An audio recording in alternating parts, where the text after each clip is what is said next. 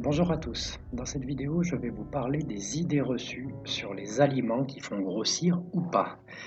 Par exemple, si on vous parle de chocolat, vous risquez de penser à un aliment qui fait grossir. Alors que si on vous parle de tomates, vous allez probablement penser à un aliment plutôt sain qui permet de maigrir.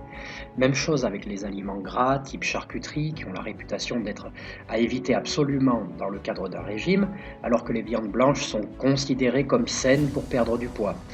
Le problème, c'est qu'en réalité, c'est plus une question de cumul d'aliments, en quantité et en variété, qui détermine ce qui est susceptible de vous faire grossir ou pas.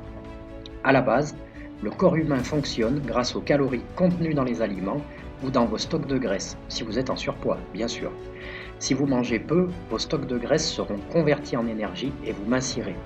A contrario, si vous mangez trop, le surplus de calories sera converti en graisse et vous grossirez. À l'exception de l'eau, tous les aliments contiennent des calories. Certains aliments sont très denses en calories et d'autres moins.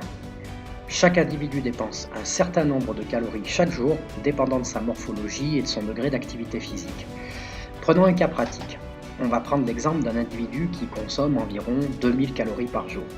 Techniquement, si son apport calorique est inférieur à 2000 calories, il mincira.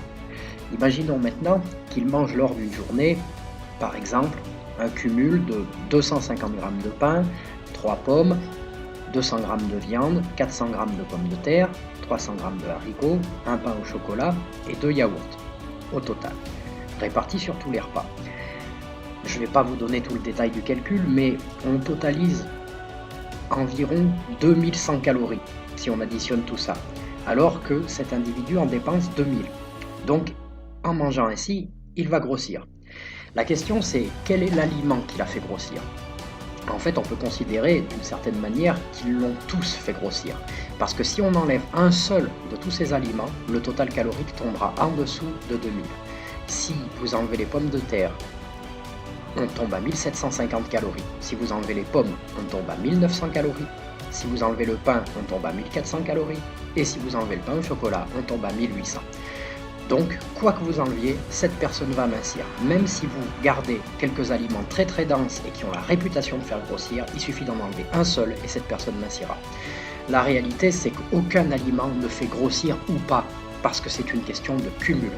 Tout ce que vous mangez contient des calories et par conséquent est susceptible de vous faire grossir en fonction de la combinaison de ces trois facteurs. La quantité d'aliments, la densité calorique des aliments et le cumul des aliments ingérés. Le problème, c'est que beaucoup de gens commettent involontairement des erreurs à cause de ce type de préjugés et peuvent grossir sans vraiment comprendre pourquoi. Les idées reçues sont souvent tenaces. On ne pratique pas la diététique sans formation adéquate ou sans un minimum de solides connaissances.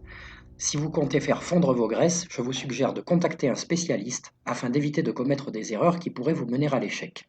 Avec ma méthode du rééquilibrage alimentaire personnalisé accessible sur mon site, il vous sera possible de consommer les aliments que vous préférez tout en mincissant sans ressentir de privation. N'hésitez pas à liker, partager, commenter et à vous abonner à ma chaîne et à bientôt.